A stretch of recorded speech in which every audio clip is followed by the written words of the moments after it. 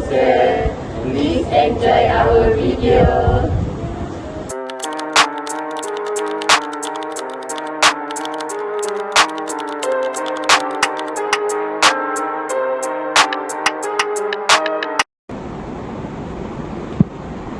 Ya, aku okey ke? Setiap orang kata dia okey macam okey lah, aku kena explain.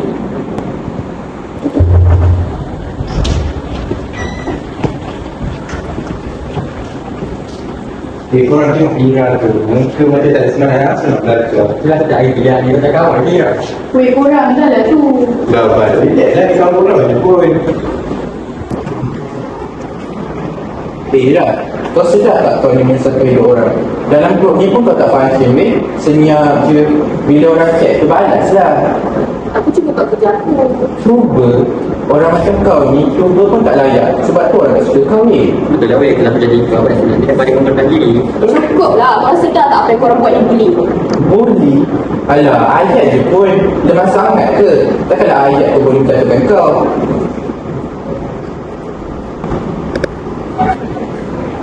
Arif dan Nina, apa salah aku sampai orang yang aku macam ni?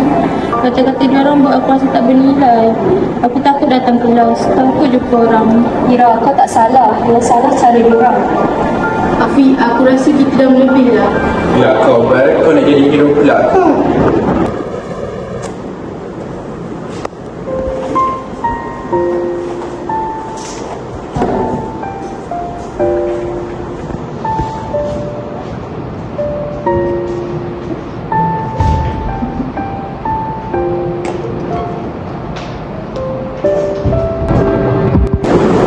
Tapi kalau awak ada sangka, kau okey ke? Afiq, jika ada peradaban nak jadi tuan buat manusia untuk kejap level orang untuk rasa kuat. Diam dulu salah Afiq, kita bisa bahas.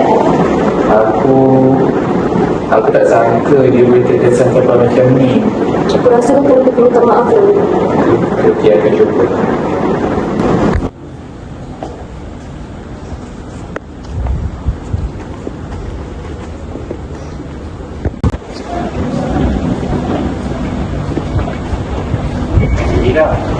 Ira, aku nak minta maaf ni.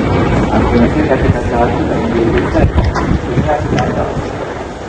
Okey, tapi jangan ulang pada orang lain.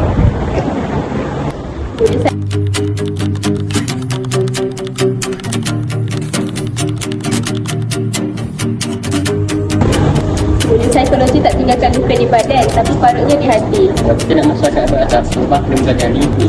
Hormati sesama manusia. Kata-kata mampu membina, kata-kata juga mampu memusnahkan. Hentikan bully. Sekian, terima kasih. Bye. Boleh kamu keliling dunia dan temukan banyak tempat-tempat untuk singgah. Sementara